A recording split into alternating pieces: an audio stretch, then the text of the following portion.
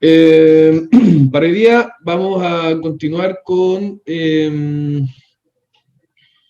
los temas que introdujimos la semana pasada, ¿cierto? Todo lo que tiene que ver con perspectiva croquis, sobre todo el armado de esta perspectiva. Quizá hoy día vamos a dar un saltito un poquito más allá, pero sin dejar de lado la estructura y el armado.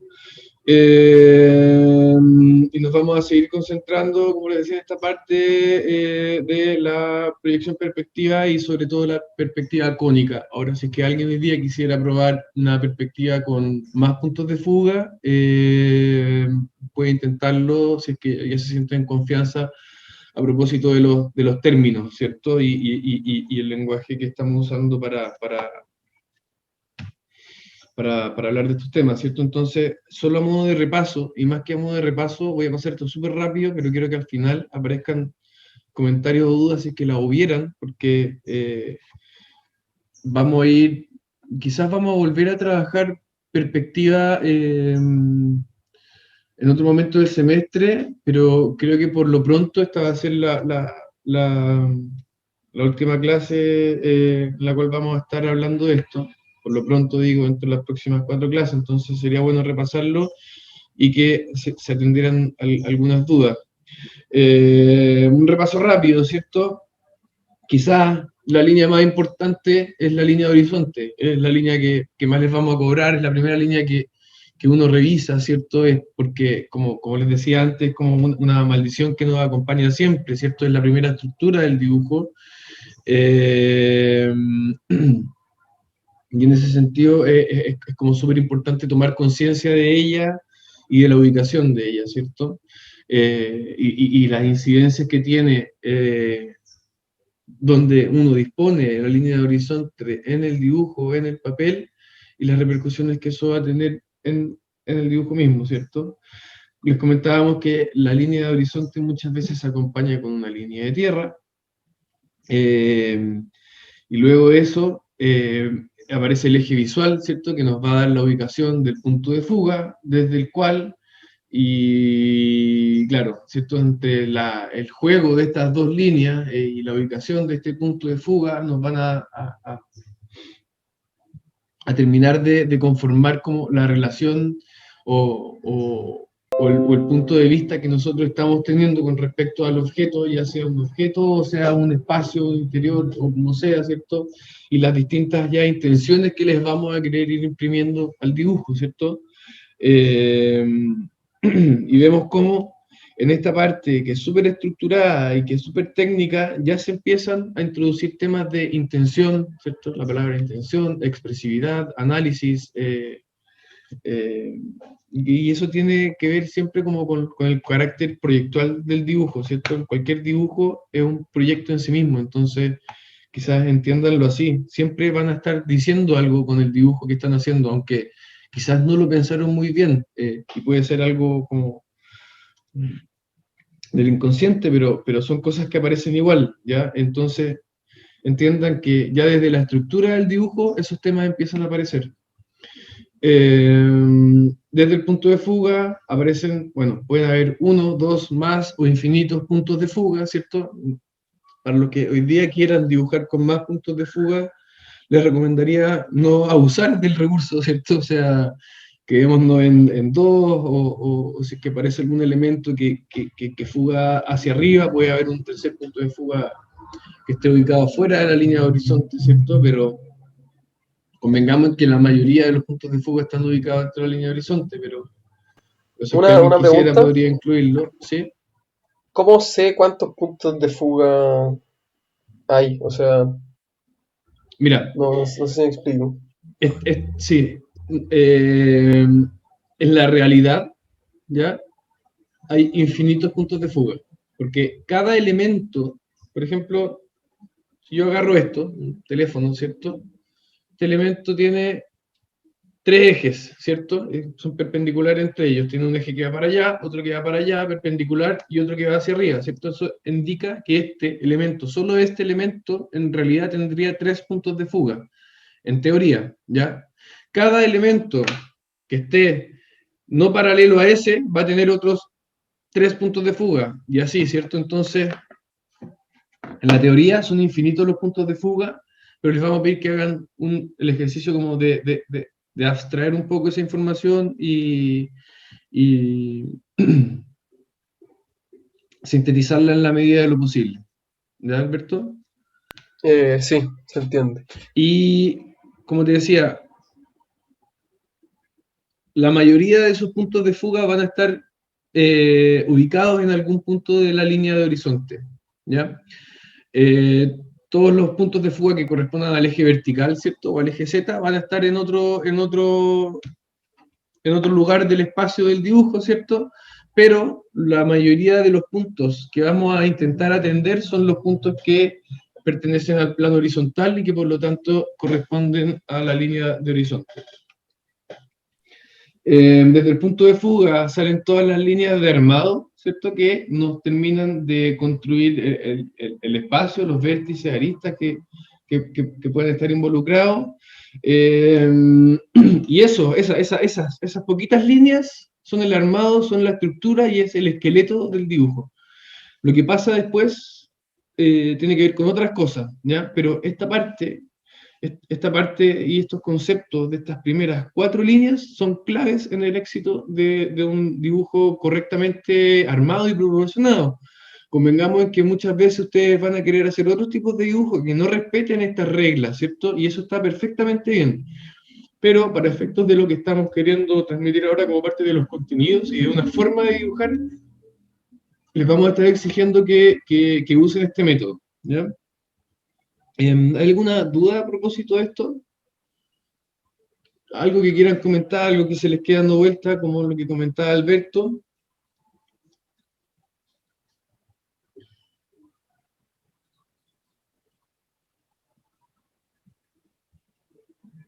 Nada del chat, por ahora. Quiero que continuemos. Wow, entonces ya damos vuelta a la página de la perspectiva. ¿Está totalmente incorporada? Excelente. Nunca nos había pasado que en la segunda clase ya estuviera todo listo. ¿Qué duda tienes, Matías, entonces?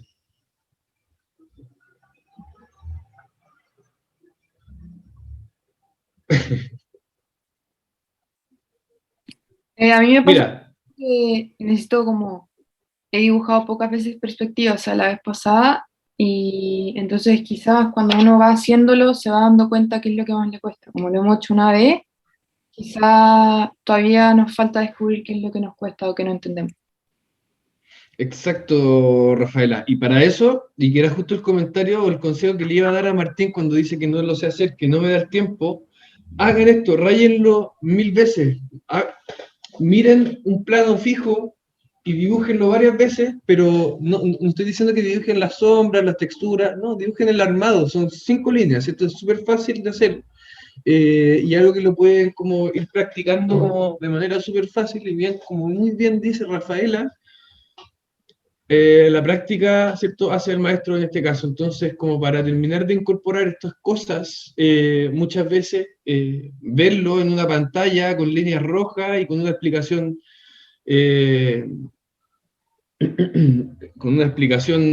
en palabras, ¿cierto? No es suficiente y tienen que hacer trabajar a la cabeza con la mano, ¿cierto? Hacerlo, probarlo, hacerlo varias veces. Entonces, nada, les recomendaría, chuta, se activó el chat. ¿Alguien vive en la bidimensionalidad? Se recomendaría salir de ahí. No sé, Diego, ¿me ayudáis? Que se puso intenso. Hay temas con los puntos de fuga, como que no se comprenden, a lo mejor podríamos repasarlo una vez más. Sí,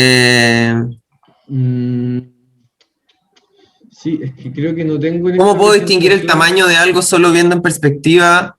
Eso yo creo que podríamos hablar del tema de las proporciones, más bien como de la parte como concreta de la ejecución del dibujo, cuando se hace el tema con... Hacemos proporciones con el lápiz o con cualquier elemento que te pueda dar un tamaño de referencia.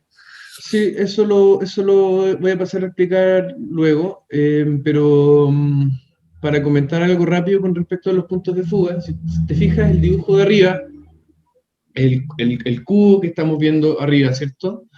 podríamos pensar que es un dibujo, no podríamos pensar, es un dibujo con un solo punto de fuga, y ese punto de fuga estaría ubicado en esta línea de horizonte, ¿cierto? Eso significa que estaríamos viendo una cara de este cubo frontal, y que por lo tanto este objeto y esta parte, esta cara de este objeto sería un dibujo en proyección, ¿cómo se llama eso?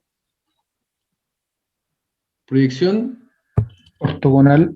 ortogonal, exacto. Es un dibujo que tiene sus esquinas cuadradas, ¿cierto? Y que responde quizás a un dibujo ortográfico, ¿ya?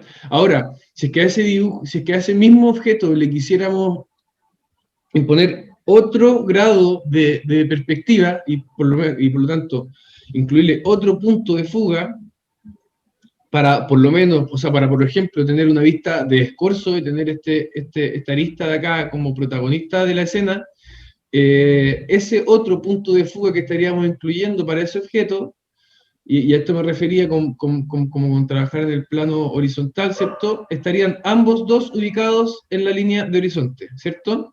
¿Se entiende eso?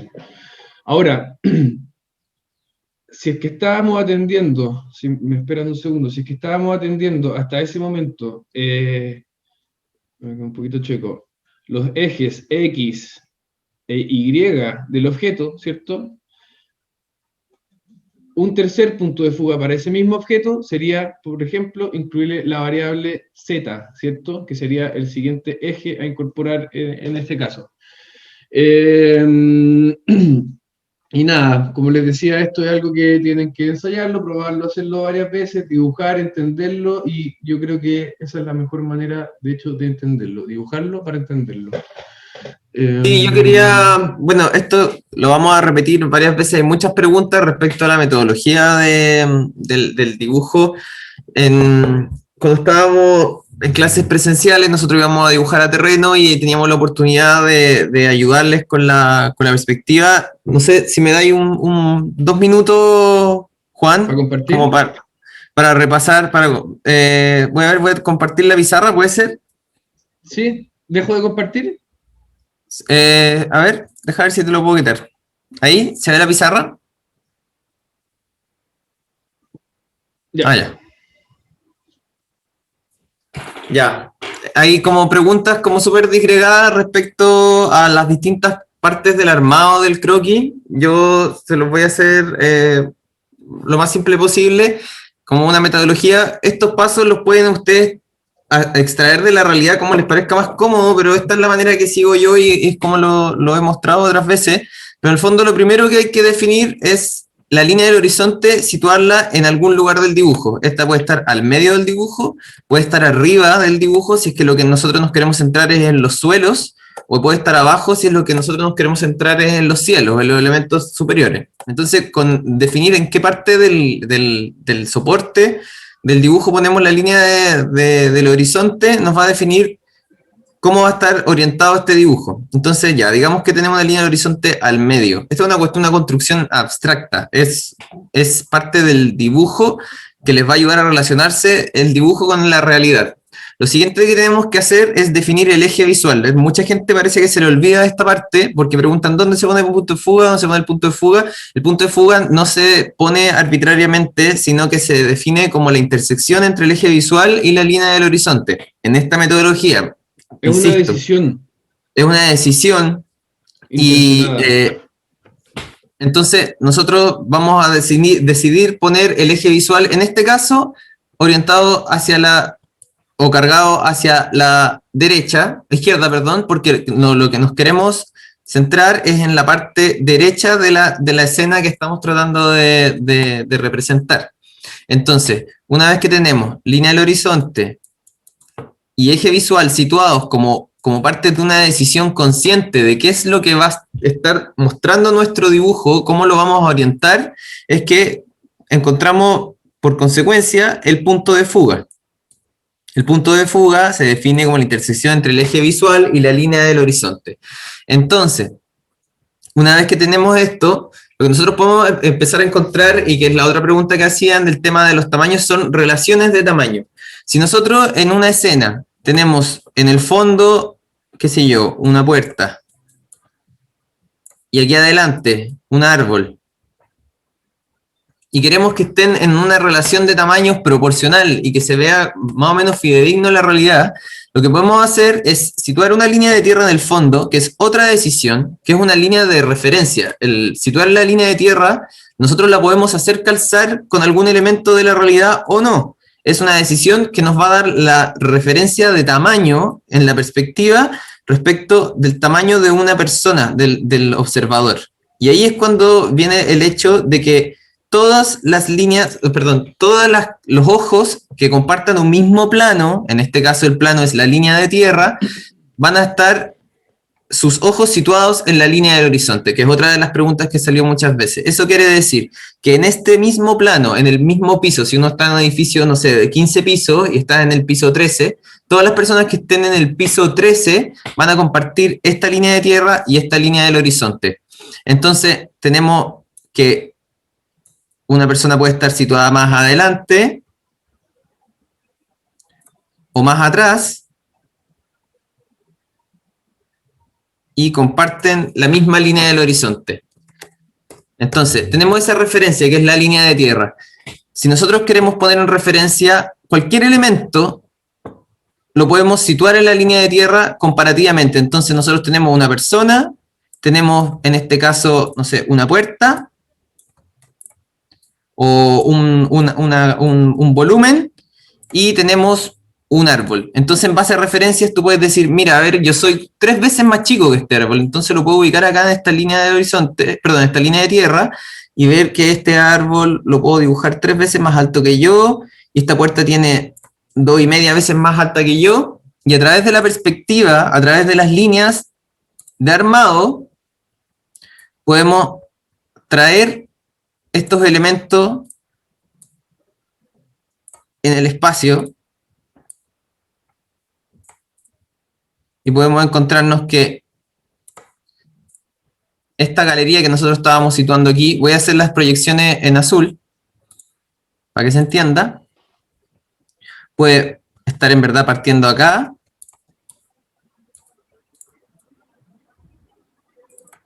y tenemos este volumen proyectado hacia adentro. No es necesario que termine ahí, ya digamos que termina más atrás.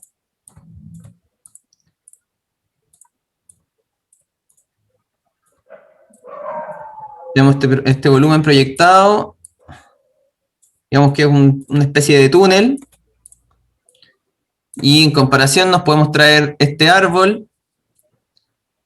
De nuevo, desde el punto de fuga, pasamos por los elementos constitutivos del dibujo, o sea, no sé, podemos referenciar el punto más bajo y el punto más alto, y lo situamos acá, más adelante, y a lo mejor ya podemos también referenciar dónde parte la copa parte ahí. Entonces, aquí tenemos este árbol, construido proporcionalmente, y podemos situar a nuestra persona también, saliendo del punto de fuga. Bueno, sabemos que el punto del horizonte se comparte.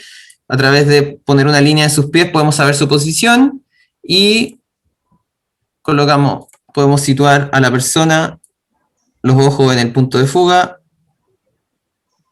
los pies, perdón, me está fallando un poco el mouse, pero se entiende, ¿no? Los pies situados en donde estarían situados en el punto en donde pasa el punto de fuga, según la recta que une los puntos de fuga, el pie situado en la línea de tierra, y la proyección en perspectiva que le da esta profundidad. Sí, quizás. Entonces, en el fondo, esta es una metodología de construcción que pueden o no seguir, pueden hacerlo de manera intuitiva, pueden hacerlo en base a referencias de tamaño solamente, en base a tratar de ver más o menos los ángulos que van construyendo las perspectivas, pero la idea es que puedan entender las relaciones matemáticas que hay detrás, como de este armado de las líneas rojas, que te permiten poner en referencia ciertas dimensiones en un plano, para después poder proyectarlas en profundidad y que queden en sus tamaños adecuados respecto a este espacio tridimensional, que en el fondo es una grilla tridimensional infinita, en donde están ubicadas todas estas líneas que pasan por el punto de fuga. Eso. Claro, eso último que dijiste, Diego, es importante como aclarar en caso de que no haya quedado claro, que las proporciones y las referencias se hacen en un plano virtual, ¿cierto? Que se dispone en un lugar determinado del dibujo, pero donde todas las partes se pueden relacionar en su medida de forma proporcional, ¿cierto? Pero es un plano que en definitiva, y quizás, por lo menos para mí cuando yo dibujo, es la primera cosa que dibujo. Dibujo primero el plano, después a ese plano le ubico la línea de horizonte y el eje visual para tomar como una decisión respecto a ese lugar que estoy dibujando, ¿cierto?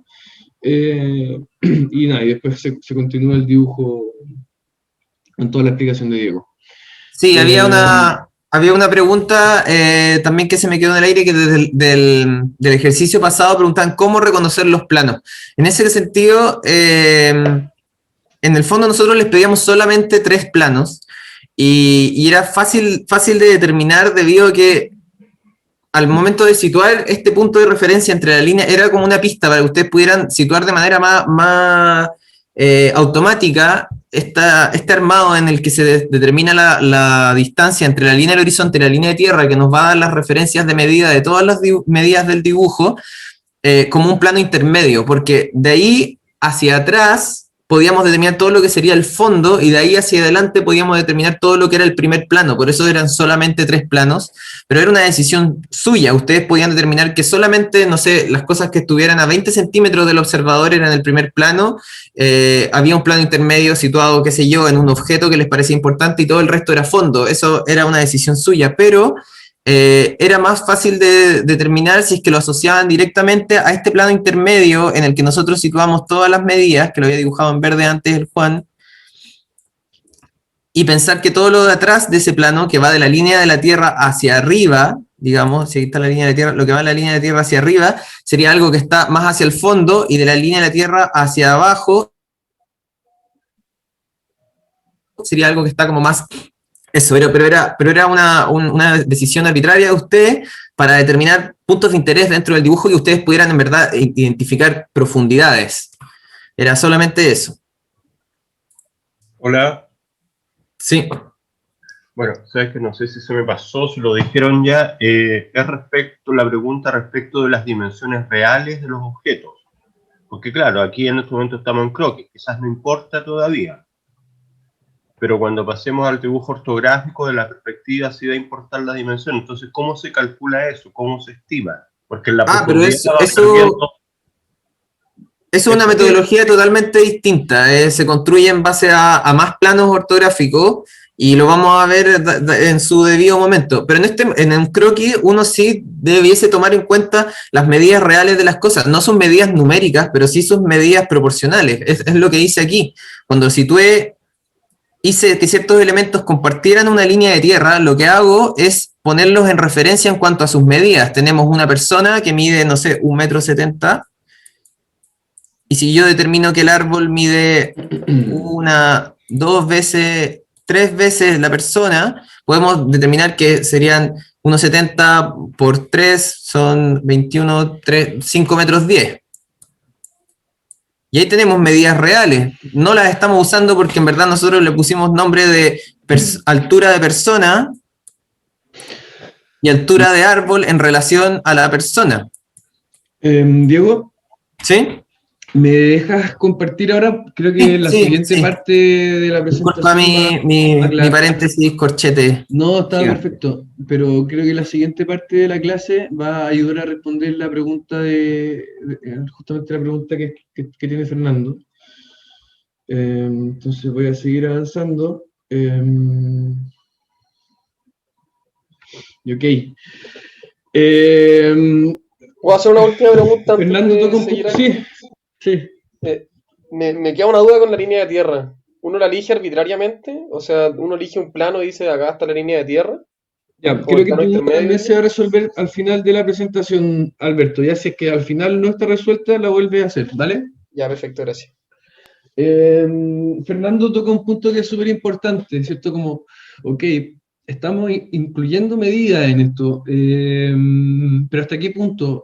O sea, ¿cuál es la línea que cruzamos, cierto? ¿Es la medida numérica la que cruzamos? ¿Es perceptual nomás?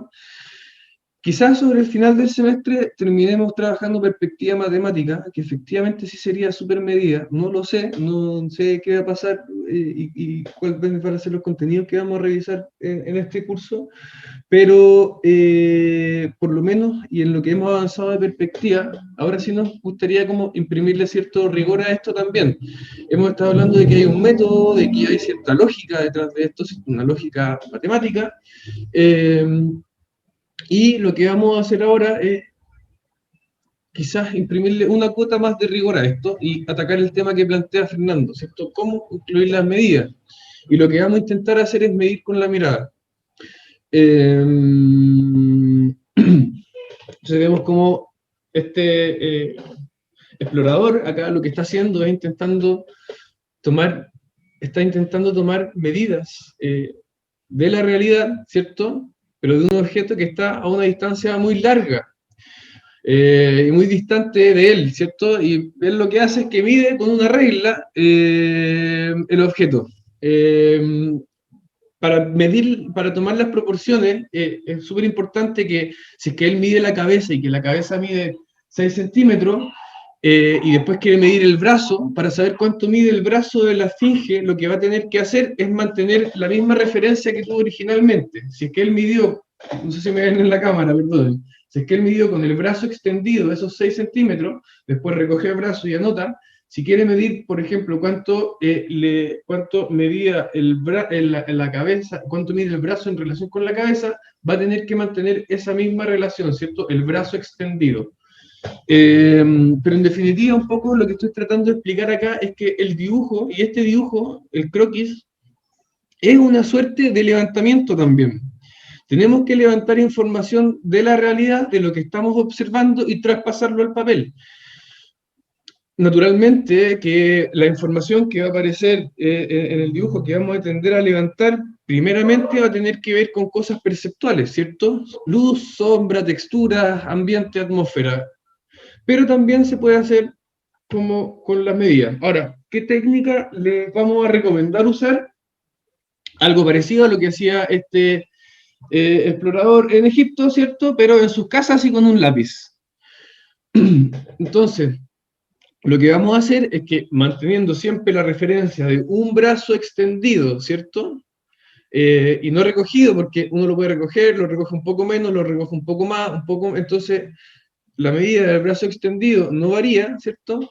Y la distancia entonces entre la mano y el ojo es una distancia que se debe mantener constante para hacer esta medición, pero lo que vamos a hacer es usar el lápiz como regla o como unidad de medida. Entonces ahora ya si pasamos al caso en específico y si quisiéramos, por ejemplo, dibujar esta cocina, extendiendo el brazo y marcando, por ejemplo, con el lápiz la altura de ese armario superior, ¿cierto?, del lugar donde están guardados los platos, se toma ese módulo, esa unidad como referencia. Entonces yo voy a decir, ok, eso es una unidad de medida que yo voy a usar para compararla con el resto de mi dibujo, ¿cierto? En un plano determinado. Ojo, se fijan que acá con una cinta roja se está marcando un plano determinado, que es donde se van a querer tomar estas medidas. ¿Por qué en un plano determinado? Porque en el fondo es como el plano donde vamos a poder tener las proporciones, ¿cierto? Esa primera medida ortográfica que no está afectada por la perspectiva. Puede ser eso, puede ser la cocina o algún elemento que tenga como alguna relevancia importante dentro del dibujo, ¿cierto? Dentro del recinto, ¿cierto? Por ejemplo, yo puedo pensar que esa unidad de medida que tomé cabe 3 veces en la altura total del recinto, ¿cierto? Entonces, ok, ahí ya estoy tomando una primera referencia, ¿cierto? Ahí estoy tomando primeras medidas. No tiene número, no sé cuánto mide, no lo fui a medir con wincha, pero sé que un cajón me cabe 3 veces en ese espacio. Ok, entonces ahí tenemos una primera referencia de proporción, ¿cierto? Esto es muy parecido a algo que tuvieron que hacer en taller, ¿cierto? Que es de alguna forma tomar la referencia de la pintura, de un dibujo que está con perspectiva e intentar extraerle las medidas a eso. O sea, ustedes ya están como familiarizados con esto porque tuvieron que de alguna forma hacer un ejercicio parecido en taller.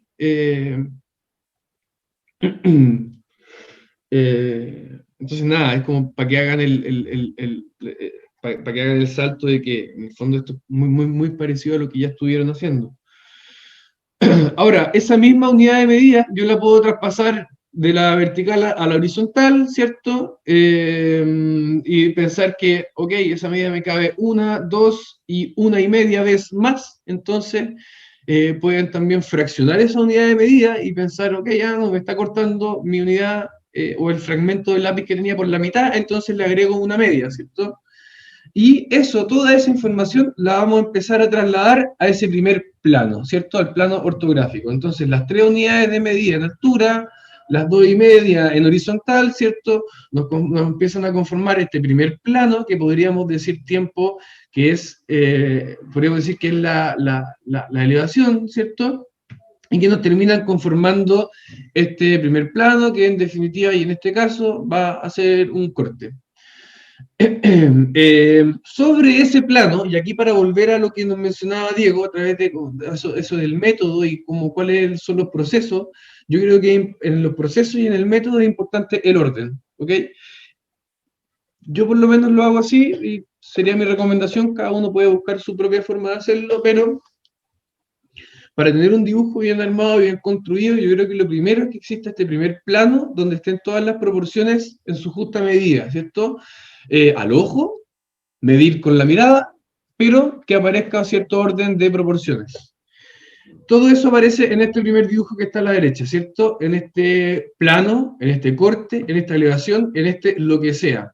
En este lo que sea pueden aparecer objetos que estén en ese plano, o como bien nos decía Diego, podemos llevar objetos que estén en otro plano, como el árbol, o la puerta, o lo que sea, y trasladarlas en medida y en proporción a ese plano. En ese plano vamos a incluir la línea de horizonte y una eventual línea de tierra. La línea de tierra va a ser en este caso la línea en ese plano, ¿cierto? En ese plano donde está parado el observador, donde estoy parado yo que estoy mirando la escena, ¿cierto? Entonces me voy a trasladar a mí mismo a ese plano, ¿ok? Y eso me va a dar la línea de tierra y la línea de horizonte, que en teoría debiesen tener, no sé si siempre, pero por lo menos en este caso, la altura como del piso a mis ojos, ¿cierto?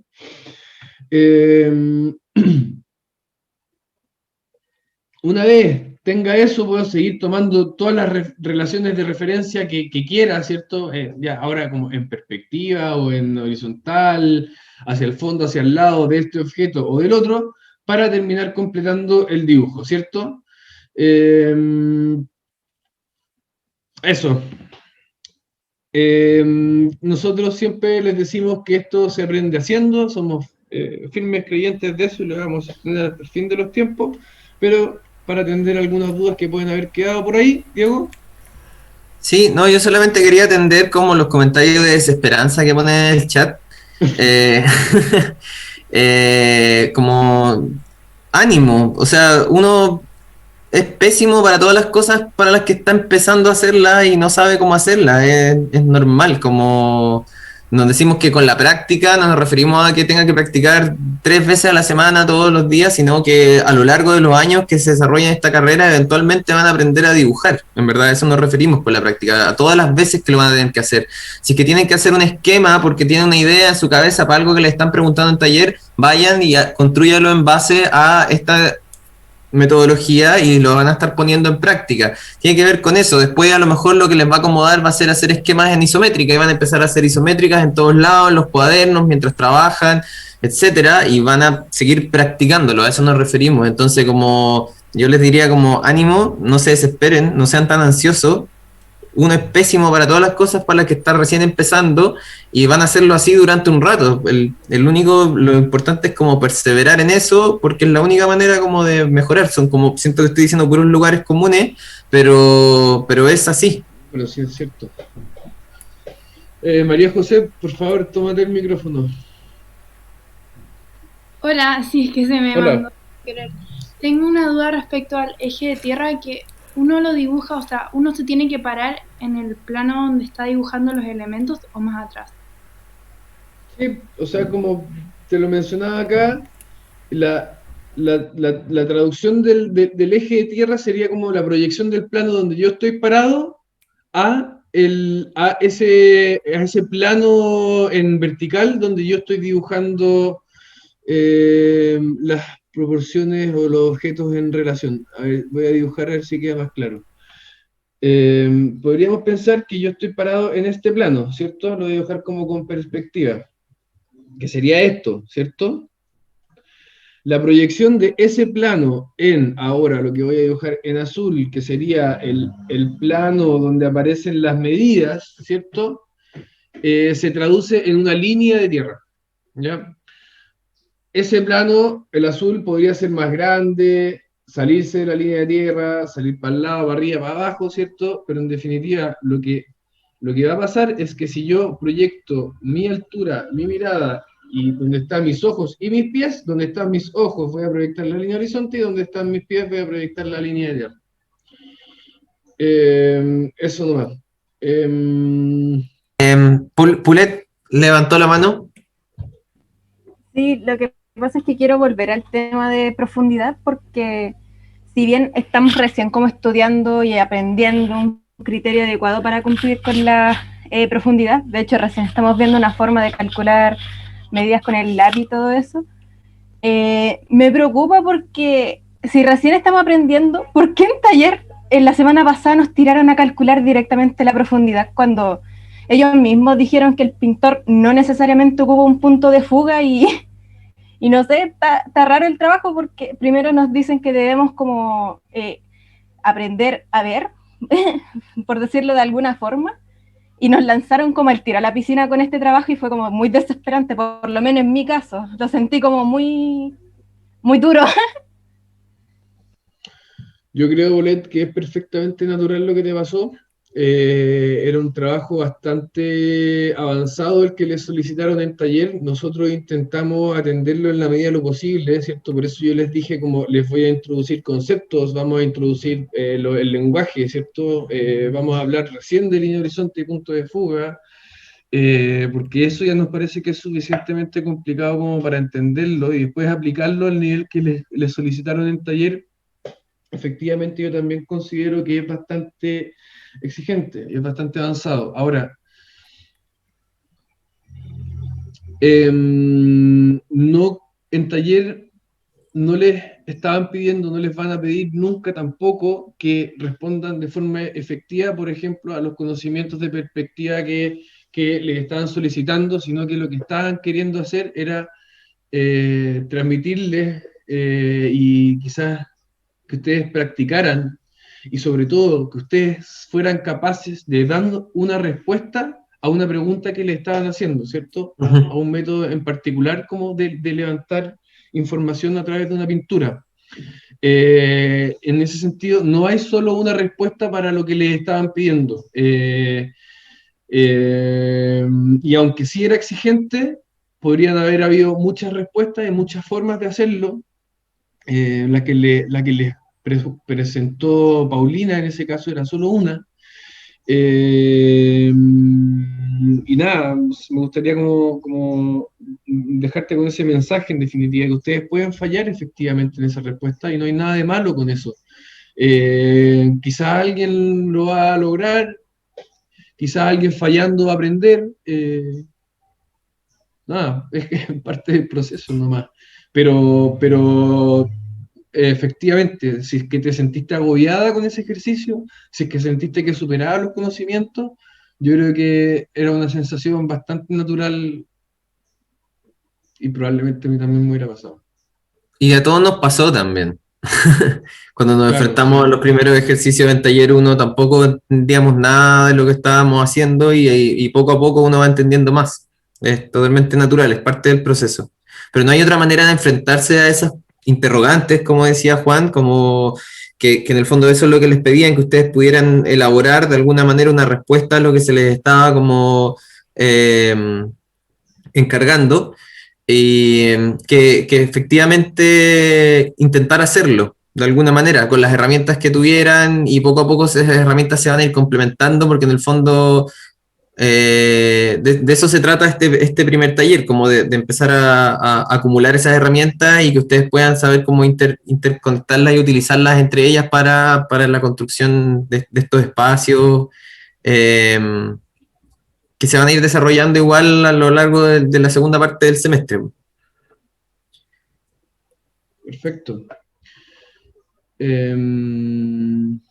Quizás es bueno decir igual, a mí por ejemplo me sirvió mucho conversar con gente o preguntar si es que no entendía algo bien, preguntar porque como ayudándonos entre todos igual quizás es más fácil porque puede ser que alguien no haya entendido algo y el otro sí, y la ayuda mutua es muy buena.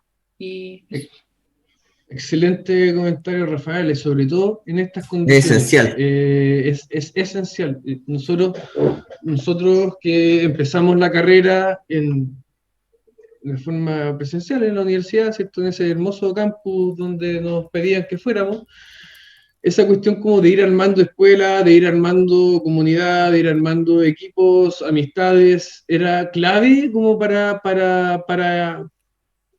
el desarrollo académico.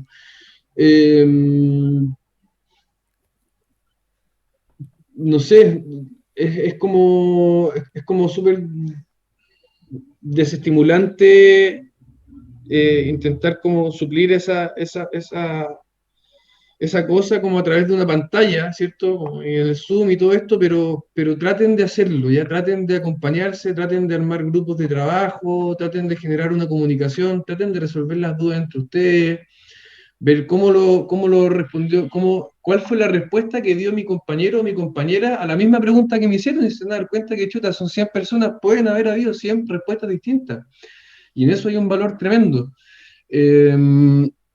Y en ese sentido también es muy recomendable que no solamente que trabajen en equipos, sino que también vayan a revisar los trabajos de sus compañeros. Están todos en línea, ¿cierto? Están como en un blog, los pueden ir a revisar, están ahí, es como meterse en una red social.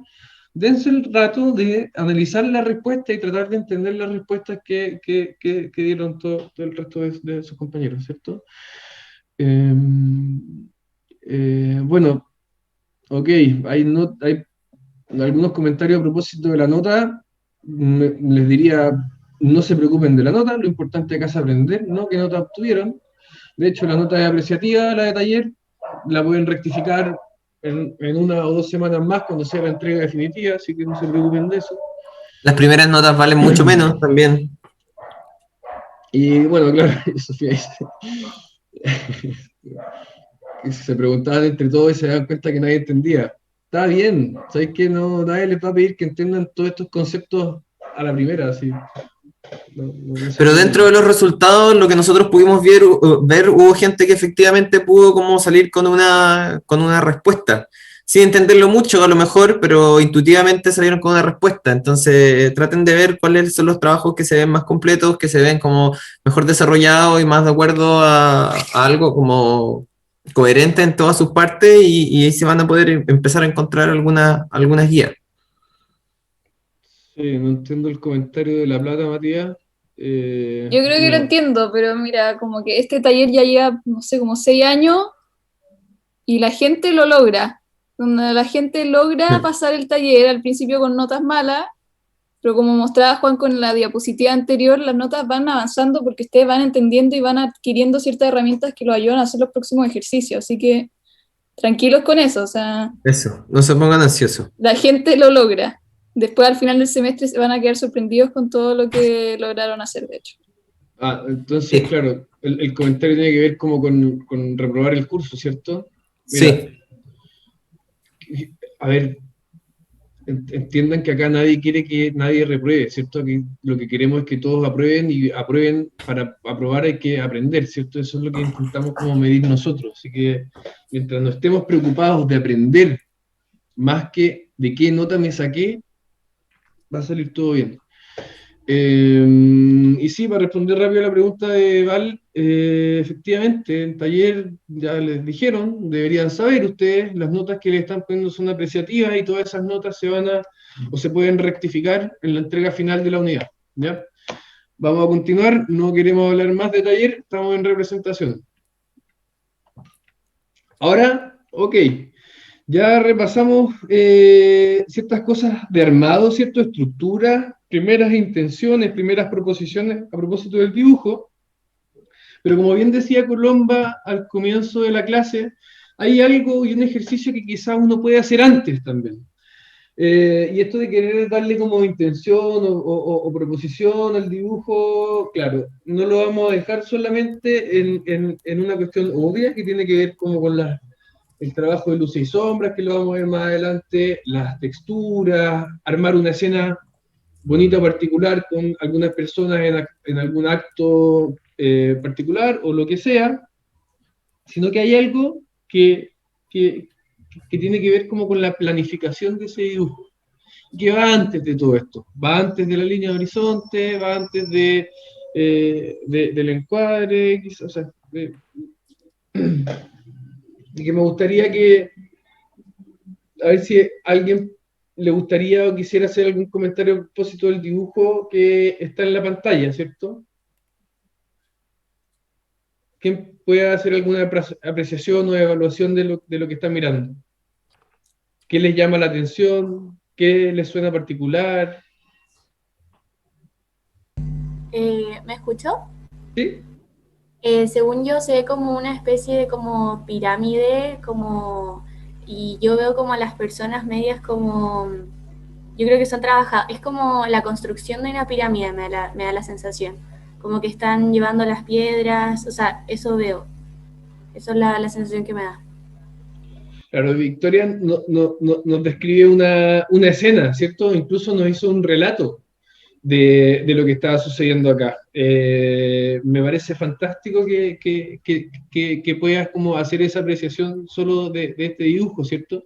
Y quizás si el dibujo, como muy bien dice Catalina Muñoz, que la información se concentra al centro del dibujo, quizás como si es que el creador de este dibujo no hubiese pensado como justamente en eso, en concentrar la información al medio, en que hay cierta diagramación, en que hay un encuadre en específico, en que la información se empieza a hacer desaparecer hacia la izquierda, ¿cierto? Pero que es importante que aparezca esa última línea que me termina de conformar la pirámide, así como que aparezca este horizonte y hay una ciudad atrás, ¿cierto? Todas esas cosas no son casualidad y tienen que ver como con decisiones de encuadre. No es lo mismo que yo ubique y disponga el dibujo en la parte inferior de mi lienzo o en la parte superior, dando espacio a mostrar más suelo o más cielo, ¿cierto? Tampoco es lo mismo que yo decida mostrar el vértice de la pirámide al centro de la imagen o que yo decida mostrar la escena de la construcción de esta pirámide en el centro de la imagen donde debería estar captando toda la atención de la persona que va a estar mirando, ¿cierto? Ahora, también es cierto que ninguna de estas respuestas es correcta o incorrecta. Tiene que ver como con la intención de lo que yo estoy queriendo transmitir con mi dibujo, ¿ya? Entonces, si es que usted hace un dibujo así, o así, o así, o lo orientan de distintas formas, no es que sea, esté bien o esté mal, sea mejor o sea peor, sencillamente tiene que ver como con el discurso que ustedes están queriendo dar con el dibujo que ustedes están haciendo y como con esto parte como de la intención, ¿cierto? O de la proposición que se está haciendo con el dibujo, ¿cierto? Entonces acá vemos como en el dibujo de la izquierda vemos una construcción que claramente se posa sobre un acantilado, sobre un roquerío, ¿cierto? Entonces vemos cómo no importa tanto cómo termina ni cómo es ese roquerío, pero sí es importante como describir la relación de ese objeto con el contexto inmediato y vemos cómo en el dibujo de la derecha también empieza a aparecer otro tipo de información. Efectivamente hay una proposición muy clara a propósito del encuadre y la ubicación del dibujo dentro de la lámina, pero también empiezan a aparecer otros temas como el trabajo de luz y sombra, ¿cierto? Y vemos que hay un alero, vemos como en el término, o sea, por sobre la derecha del dibujo empieza a aparecer un lugar que es más sombrío, que me indica el acceso de esta construcción, ¿cierto? Y me tira un poco la mirada hacia allá. Después hay otras estrategias que se pueden empezar a usar a propósito de esto mismo, que tienen que ver como con cierto grado de síntesis que se puede tener cuando ustedes empiezan a dibujar, ¿cierto? Entonces, es que estoy en un lugar como el Matadero de Franklin, donde hay unos edificios que son muy bonitos, que tienen un carácter patrimonial importante, ¿cierto? Pero que también, no sé quiénes han estado ahí, pero se pueden acordar que todo ese lugar es una plaza de estacionamiento bastante grande y quizá incluso molesta, ¿cierto? Entonces, Muy, muy, el dibujo muy, de la muy, izquierda vemos muy cómo buenos se intenta días. llevar la atención Muy hacia los buenos edificios, días, pero sin muy, dejar de muy buenos reconocer días. Ya que lavaste está tu toda esa plaza de carita, te estacionamiento, echaste esos una autos ahí, cremita, ¿cierto? te Ahora, echaste el dibujo no se bloqueador concentra para en cuidar tu describir pudor. Yeah. detalladamente cómo son esos autos, sino que en ubicar esos autos. Entonces, con un par de líneas simples, algunas manchas, se ubican los autos para contextualizar, ¿cierto? Pero se propone el ojo o la mirada y la concentración de la información en lo que era importante en ese dibujo, que son justamente esos edificios de carácter patrimonial, ¿cierto?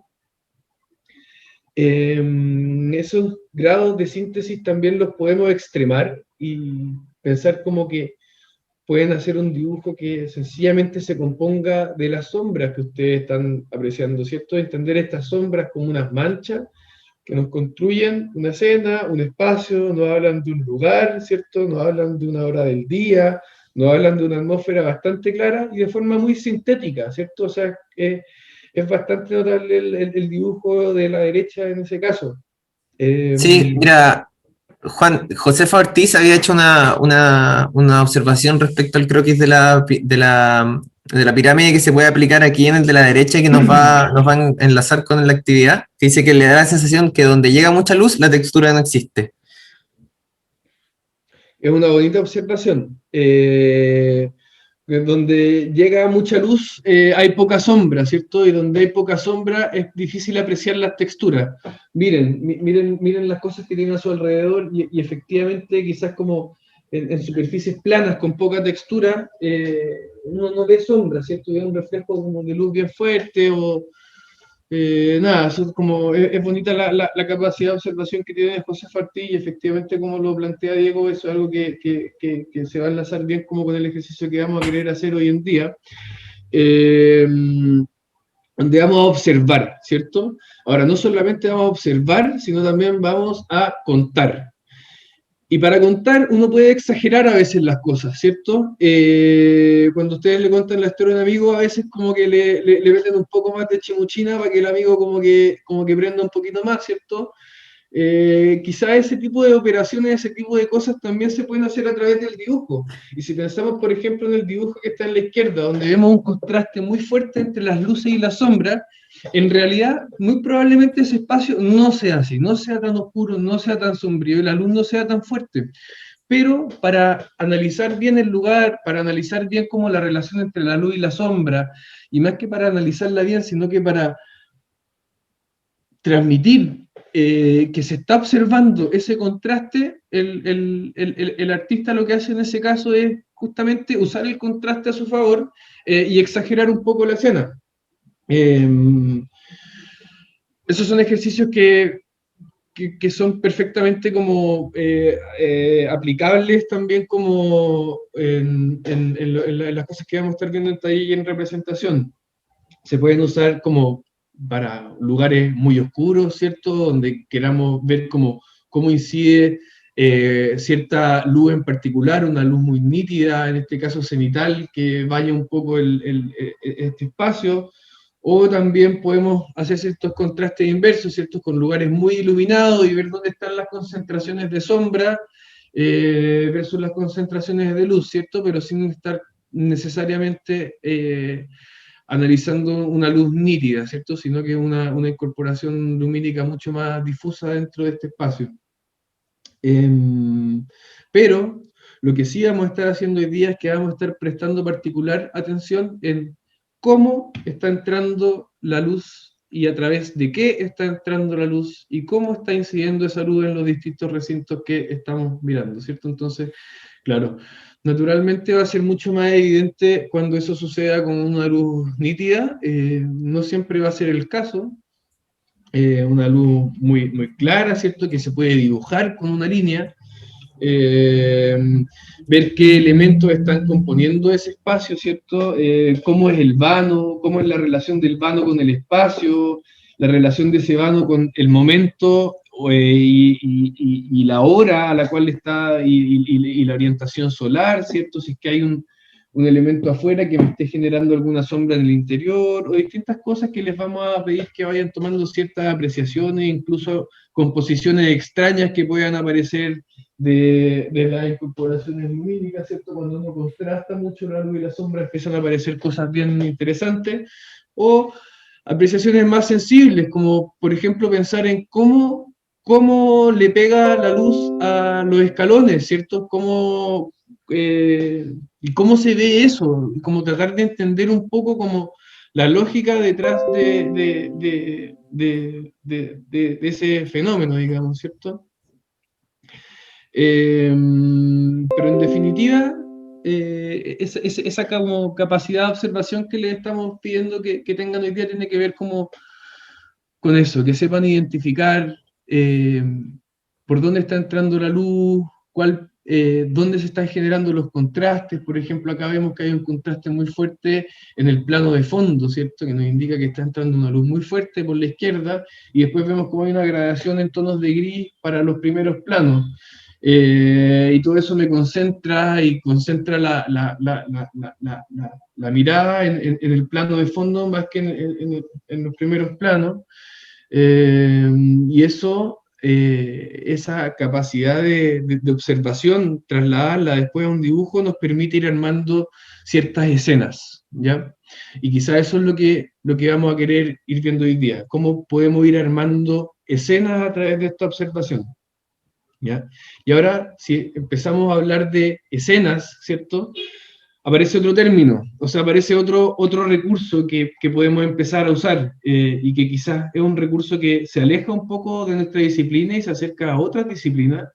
Tiene más que ver con el mundo audiovisual, ¿cierto?, como con el contar historias, que tiene que ver con el relato, y es que a través de los dibujos ustedes pueden pensar en justamente contar una historia.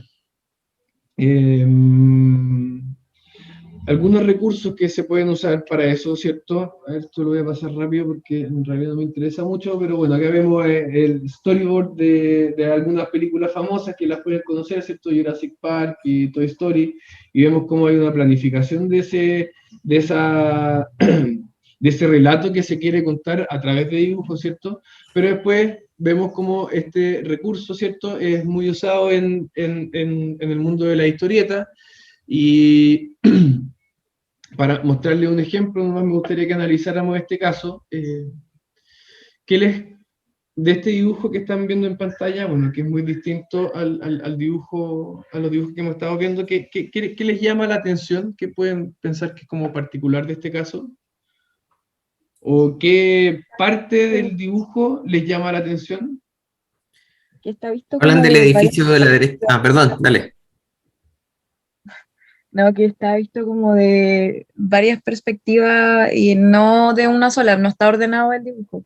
Bueno, eso sí, como claro, para hablar como en contraposición a todo lo que hemos estado aprendiendo, ¿cierto? Este es un dibujo que, por favor, no lo hagan. Pero más allá de eso, un poco lo que quería mostrarles es que hay un elemento, solamente hay un lugar donde aparece un texto, ¿cierto? Yo creo que ya todos lo vieron, no se fijaron mucho en eso, pero apareció, lo vieron, ¿cierto? En la siguiente escena de esta historieta, se nos vincula directamente con eso, ¿cierto? Y vemos cómo ese mismo texto aparece ya, pero en otro momento, ¿cierto? En otra circunstancia, y vemos cómo ahora aparece un personaje con un elemento que es bastante particular de él, que es una bufanda muy larga, ¿cierto? Vemos cómo se empiezan estos ganchos que nos va dando el artista, estas pistas, empiezan a aparecer entre una escena y otra, y así vemos cómo se va armando el relato, y esto lo voy a pasar rápido porque me di cuenta que ya es bastante tarde, pero en definitiva es como para que entiendan que en la secuencia, en el paso de un dibujo a otro, puede haber algún gancho, alguna pista que les pueda dar a ustedes para ir armando ese relato, ¿cierto? Cuando vemos este caso, vemos que es un dibujo, una calle de Santiago cualquiera, ¿cierto? Hartos cables, unos cables de tensión, ¿cierto? Pero aparece un elemento que está marcado con una valorización un poquito más gruesa y que tiene una geometría particular, ¿cierto? Vemos cómo ese elemento se empieza a repetir en un plano de acercamiento, nos acercamos un poco más, ya entendemos definitivamente de qué se está hablando, ¿cierto? Aparece el objeto entero, el objeto en su sitio, ¿cierto? Y después un plano más cercano. Ahora, esto como de encontrar un gancho entre un dibujo y otro, para ir contando el relato, ¿cierto? Para que haya una secuencia correcta, se puede hacer como, así como lo estoy describiendo, como a través como de un gancho quizás, pero también, y algo que va a tener que ver más quizás con la clase de día, lo podemos ir revisando con elementos mucho más sutiles. De acá nos fijamos como al centro de la imagen, que hay un dibujo, ¿cierto? Aparentemente hay por ahí un acceso, ¿cierto? Pero vemos que al centro de la imagen se nos está cargando un poquito una imagen muy contrastada y se nos está esbozando como que deberíamos prestar cierta atención allá, porque luego vemos que en el dibujo siguiente ya estamos ubicados dentro de esa sombra que estábamos viendo en el primer dibujo, y ahora vemos que estamos ingresando a un lugar, ¿cierto? Y aparece un objeto extraño. Ya estamos cerca de ese objeto extraño, pero ese objeto extraño lo dibujamos tendido un poco hacia la izquierda para mostrar que un poquito más allá hay una escena, ¿cierto? Que está pasando algo. Y ese momento que está apareciendo un poquito más allá, ¿cierto? De forma sutil empieza a mostrarnos otra cosa, ¿cierto? Que entre dos lugares empieza a haber un objeto extraño también, que es alto, que es bastante particular, ¿cierto? Y que lo empezamos a analizar, y bueno, en definitiva no quiero platear mucho más porque ya creo que estamos medio tarde, pero todos estos son recursos que ustedes pueden ir aplicando cuando se les pida que armen una secuencia o que armen un relato. ¿Dudas rápidas que responder con esto? Sí, probablemente te saque una R, Pulet. Ok. Diego. Una consulta antes. ¿Sí? Sí, Emilio. En todos estos dibujos que tú mostrabas, por ejemplo, ¿yo hasta qué punto puedo exagerar contraste o sombras sin perder así como la idea del lugar real? Porque, claro, yo tengo una habitación que está un poco oscura, pero si yo le empiezo a hacer más sombra o resalto algunas partes, ¿no se va perdiendo un poco eso de la habitación que había en realidad antes del dibujo? Yo creo que no te puedo responder la pregunta porque es muy particular del caso, pero efectivamente tiene que ver, o sea, y tampoco te la puedo responder porque tiene que ver justamente con qué es lo que tú quieres mostrar, ¿cachai? Si es que tú quieres mostrar que el lugar es sombrío y que por eso desaparece toda información, como lo estamos viendo en este caso que está en la pantalla, ¿cierto? Donde vemos, chuta, eso es como una lámpara, ¿no? Y lo que está pasando que es como una planta y un sillón, pero no entiendo nada. Quizás justamente no entender nada era lo que quería transmitir la persona con este dibujo, ¿cierto? Entonces, es como muy difícil responder esa pregunta en realidad, pero te diría que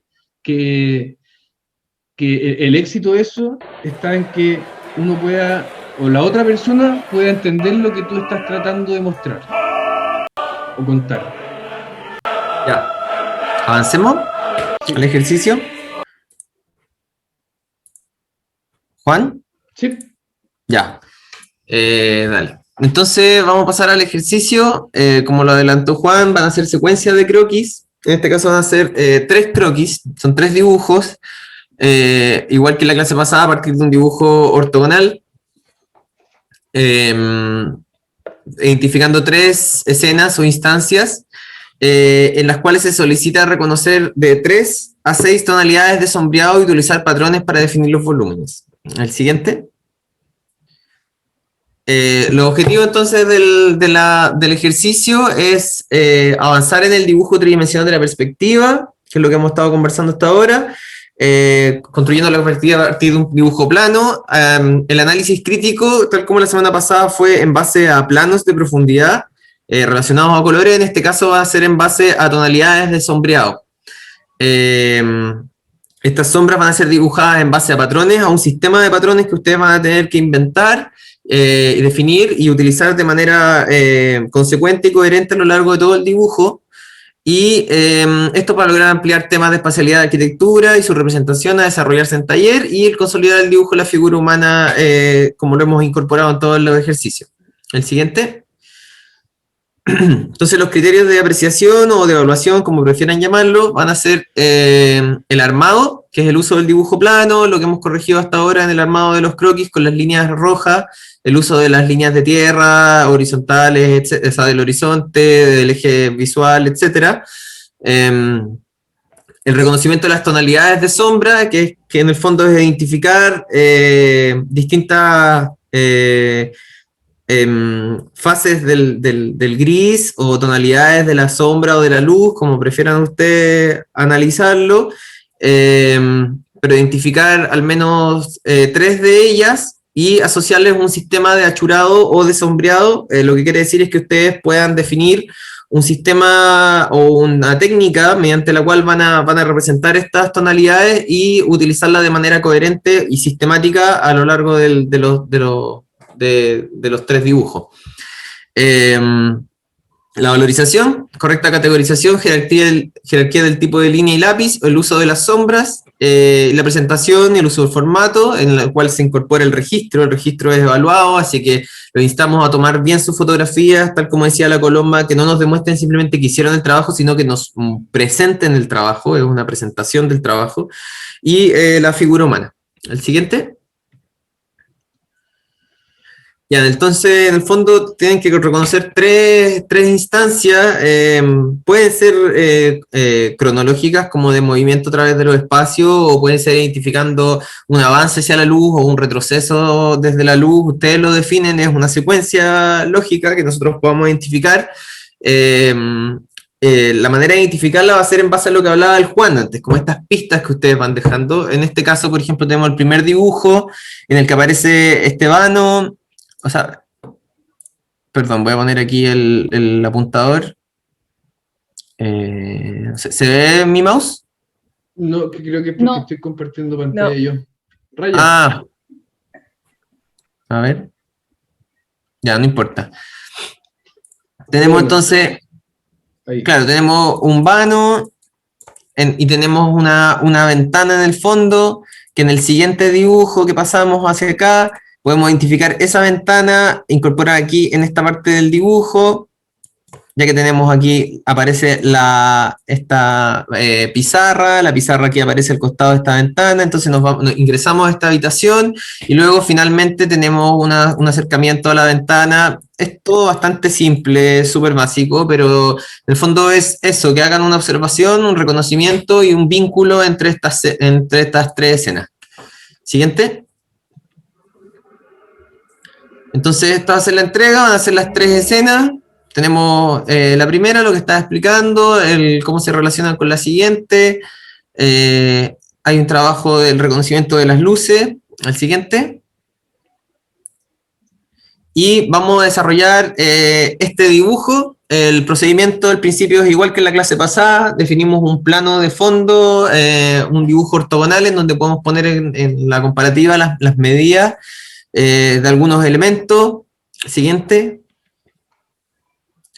Trazamos nuestras primeras líneas de fuga, las líneas de armado. Vuelvo a reiterar, nosotros hacemos una distinción entre las líneas de armado y las líneas de construcción. En este caso, las líneas de armado son las que están en rojo y las líneas de construcción son las que están en lápiz mina. Las líneas de armado son las que permiten el armado de la perspectiva del croquis. Las líneas de construcción son las líneas de referencia en lápiz mina que nos permiten definir los volúmenes dentro del dibujo, los elementos dentro del dibujo. Son líneas sencillas, abstractas, y que en este caso van a ver cómo son utilizadas para complementar el dibujo de sombra de una manera como secundaria. Mira, seguimos. Entonces empezamos a añadir detalles, tenemos la volumetría de la habitación, ciertos elementos, el vano por el que atravesamos primero, tenemos la ventana aquí a este otro lado, Aparecen más elementos de la composición del dibujo, todo dibujado en base a su perspectiva, tal como lo vimos en las clases pasadas, con sus puntos, con sus líneas de fuga. Siguiente. Y después empezamos a reconocer las sombras. En este caso yo decidí utilizar una técnica de achurado de líneas paralelas, y reconocí cuatro tonalidades de sombras. Tenemos entonces este sombreado que es el más cercano a la luz absoluta, que sería el blanco.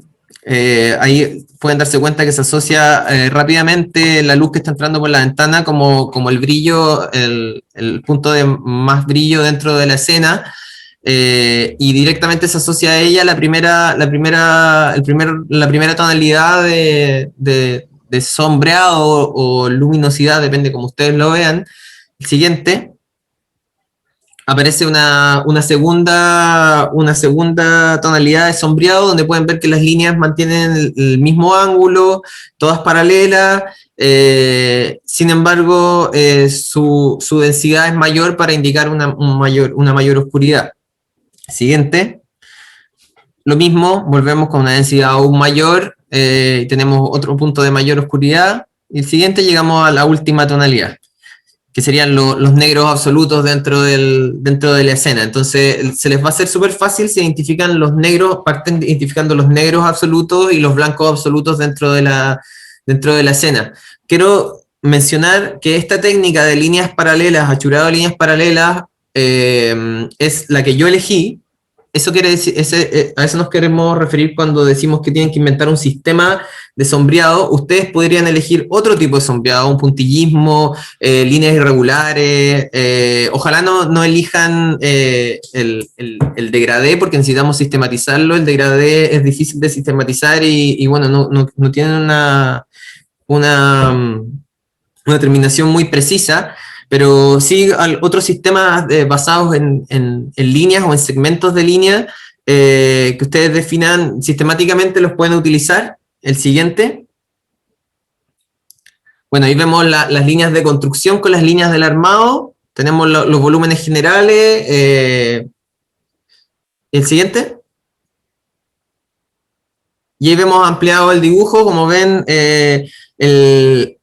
hay más intencionalidades, por ejemplo, el cielo, que a mí me pareció que era necesario dejarlo fuera porque tenía información que no era necesaria para mostrar lo que yo quería mostrar, como un cielo que estaba en terminaciones, o sea, que estaba en obra gruesa, y yo quería más bien que se fijaran en el espacio, entonces dejé el cielo en blanco, opté por trabajar 3 caras verticales y una horizontal, además de todos los elementos, de los objetos del dibujo, los mobiliarios. Y ven ahí cómo están los 4 niveles de sombreado, siendo coherentes a lo largo de todo el dibujo, y eso lo pueden lograr de esta manera. Siguiente. Por ejemplo, lo que yo hice, por ejemplo, fue identificar como les dije, los blancos absolutos y los negros absolutos, y en base a eso subdividir las tonalidades que encontraba entre medio en base a estos dos extremos. Entonces definí 4 tonalidades y en este caso yo las tengo asociadas en colores. Esto es solamente para mostrarles la metodología el trabajo como mental que se utilizó para hacer esta subdivisión. No es necesario que ustedes hagan esta subdivisión materialmente, sino que es para qué es lo que se tienen que fijar, cómo tienen que analizar la escena para poder traducirla en un dibujo y en varios niveles de tonalidades. Entonces el siguiente, para que quede más claro, aquí tenemos el dibujo desfragmentado en las tonalidades. Esta es la idea, es que ustedes hagan un ejercicio como intelectual de hacer esta separación y de ir reconociendo, es solamente intuitivo, y ustedes ahí van pudiendo construir el dibujo. La idea es que puedan ir construyendo el dibujo en base a esta sistematización que hacen de las sombras. Entonces, la idea es que aparecen 3 tipos de línea. El siguiente. Tenemos las líneas de construcción que van a ir en lápiz mina y que nos van a ayudar a definir las formas. Tenemos los sombreados que van en azul fino y continuo para con los distintos tipos de patrones que determinen para distintas tonalidades, y las líneas de armado en rojo.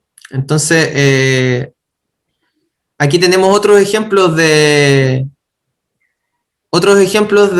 tipos de achurado. Tenemos rayados unidireccionales, rayados cruzados, con líneas paralelas, rayados aleatorios, pero como lo ven, estos están separados exactamente en esas tonalidades que nosotros queremos que ustedes los separen. En este caso aquí tienen 6 tonalidades.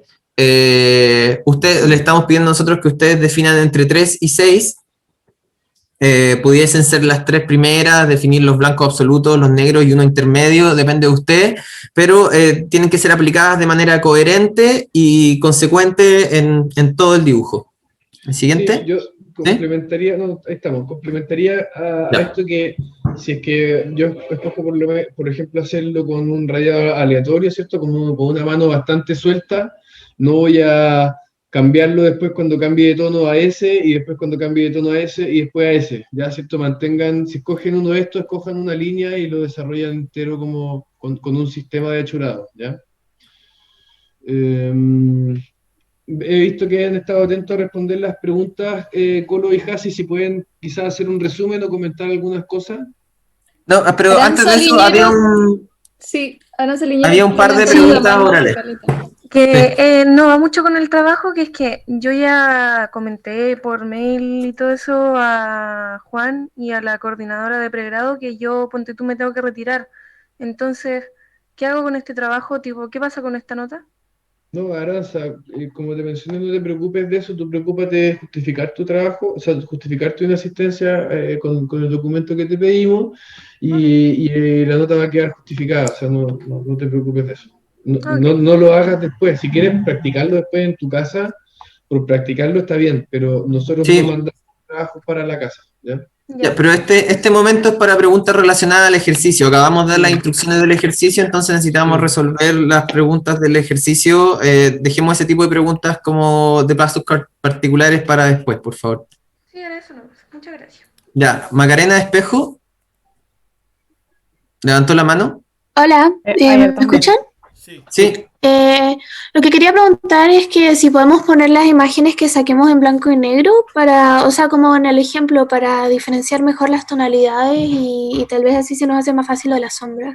Yo creo que es una buena idea la que tienes, Macarena, como para ayudar a hacer la abstracción y el análisis. Es un recurso. Es un muy buen recurso, pero les recomendaría no usar la fotografía para extraerle la perspectiva al cuento, ¿ya? Como la perspectiva intenten resolverla ustedes por sus medios, pero si es que se quieren apoyar en una imagen más contrastada para analizar mejor el efecto de la luz y la sombra, está súper.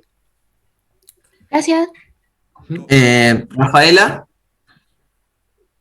Sí, mi pregunta es si es que es a mano alzada o la idea es que lo hagamos con regla.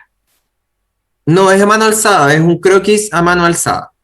Ya, pero las líneas de las rojas, esas sí las podemos hacer con regla, ¿cierto? Sí. Pueden hacerlas con reglas si quieren, pero idealmente es todo a mano alzada. Claro, pero si les ayuda, está todo bien. Sí, como son los primeros dibujos que están haciendo, se pueden ayudar utilizando una regla para trazar esas líneas y encontrar las perspectivas correctas. Siguiente es Josefa Ortiz. Hola. Hola. Tenía una duda respecto a la entrega. ¿Tenemos que hacerlo igual en la lámina de un cuarto mercurio partido en 4? ¿Y ahí los 3 dibujos? Sí, un cuarto de pliego es el mismo formato. Juan, ¿podéis volver a la lámina? Por favor. Ahí. Y también ese es el cuarto de pliego. Sí. Tenemos que entregar también las fotos así como en un collage. Las fotos que sacamos. Yo diría que es, sí, igual nos ayuda, es ideal si los pueden subir porque a veces no nos quedan claros ciertos dibujos, la correlación que tiene entre ellos, especialmente ahora que tenemos que identificar una secuencia, entonces si es que pueden subirlas así como collage, sería ideal. Pero en el fondo aquí estas 3 fotos están representando los 3 dibujos que tienen que dibujar en secuencia. Ya. Francisco Yagnoni. Rafaela, ¿puedes bajar? Los que ya le resolvieron, ¿pueden bajar la mano, por favor? Para evitar confusiones. Gracias. Francisco, dale. Sí, tengo una pregunta. Eso es si puedo ocuparla basándome en los trabajos de las semanas pasadas, continuar, porque sería más fácil en vez de tomar una habitación nueva con perspectiva distinta. ¿Puedo hacer eso? O sea, no va muy en la línea de lo que habíamos conversado antes, de que en el fondo la idea es que ustedes practiquen, y el hecho de practicar sería enfrentarse a nuevas situaciones que definan desde el principio una secuencia y ustedes digan, miren, esto es lo que quiero mostrar. Entonces parten desde una habitación, van a otra, y el hecho de practicar es volver a hacer los métodos de dibujo. Entonces, enfrentarte a nuevamente a una situación, bueno, si te sirve a ti como tratar de corregir cosas de perspectiva que no habías hecho de manera correcta la vez anterior, está ok, pero también nosotros le aconsejaríamos enfrentarse a nuevas situaciones para practicar también el análisis espacial a través de la perspectiva. El problema es que, por ejemplo, en donde yo vivo, mi casa, no hay muchas, las ventanas, por ejemplo, son grandes, entonces no hay mucho contraste. Entonces las fotos que tomé la semana pasada son las que tienen más contraste entre luz y sombra. Entonces, por eso es como, lo del no que tengo contraste, muchas opciones. perdona, lo del contraste era un ejemplo nomás, Francisco, ¿ya? Y el contraste lo podéis dar tú y exagerar, es una forma nomás de transmitir una idea, pero no es necesario que los dibujos sean muy contrastados. Siempre hay sombra. Siempre hay sombra, siempre hay una sombra más oscura y siempre hay una luz absoluta. Nosotros necesitamos que ustedes hagan ese análisis, que lo exageren, pero que lo sistematicen. Claro, probablemente, Francisco, en tu pieza que tiene mucha luz, hay un sillón y ese sillón proyecta una sombra de la luz que entra por esa ventana. Eso ya sería suficiente para empezar a construir el degradé de sombras. Sí, ya. Seba, Sí. Hola, no, mi duda era si podía realizar dos dibujos de una misma instancia, pero que uno estuviese realizado con luz natural y el otro estuviese realizado con luz artificial. Sí, me parece que es una buena forma de entender esto del relato y la secuencia, que haya un cambio de luz. Entonces, yo te diría que sí. Sí. Ok, gracias. Fernanda Carolina Mela Villalón. La figura humana tiene que estar en los tres dibujos, o sea, como en las tres instancias. ¿O puede estar solo Yo creo que al menos una. Sí, por lo menos una. Ya. Josefa Strobel. Hola. Hola. Hola.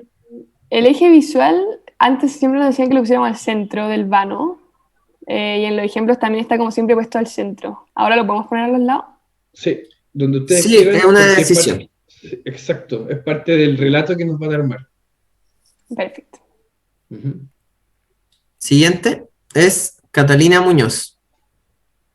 Hola. Hola. Yo no entendí si tenían que ser tres lugares como completamente distintos, o el mismo lugar como visto como de tres formas diferentes, o podía ser cualquiera de las dos.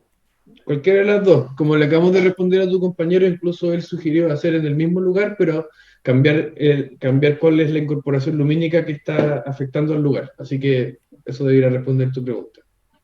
La idea es que estén vinculados entre ellos a través de una secuencia, que puede ser como con algunos objetos en común, o un traslado espacial, o bueno, como lo dijo tu compañero, con distintas luminosidades de un mismo lugar. Ya, entonces me voy como acercando, por ejemplo. Por ejemplo. Ya, gracias. Ya. Estamos.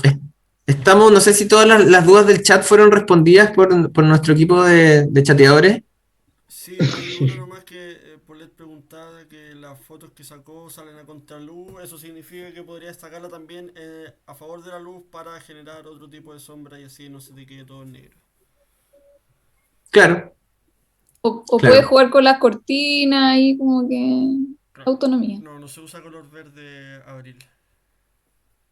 No, en el fondo, a ver, un segundo. Voy a compartir la presentación aquí. Claro, esta es una diapositiva que pasé un poco rápido. En el fondo, ustedes primero debiesen armar el dibujo de esta manera. Las líneas de armado y de construcción, definir los volúmenes en general y luego aplicar el sombreado para otorgarle volumen a este dibujo, volumen y profundidad a este dibujo, y identificar los juegos de luces y sombras. Pero estas son las líneas que tienen que constatar, son pocas líneas, son las rojas, son las líneas de armado en lápiz mina, que identificando los elementos principales y sus contornos, y luego la volumetría y la profundidad se le otorga a través de las sombras y los juegos lumínicos. Eso. Paulette, no entiendo bien a qué te refieres con esto de jugar a favor o en contra de la luz, pero lo que sí te puedo decir es que sí es importante que nuestro objeto de estudio siga siendo una ventana. Y Diego, Fernando pide si puedes poner de nuevo la presentación final. O sea, lo que hay que entregar, la lámina. Esa es la lámina, Fernando, pero para aclararlo, claro, hay una lámina de fotos y una lámina de dibujos, ¿cierto? Eso sería como, ahí lo vamos a actualizar y lo vamos a compartir en las secciones. Sí, lo vamos a subir en todos los Padlets de las secciones, lo que es la lámina y lo que es el dibujo que hay que desarrollar.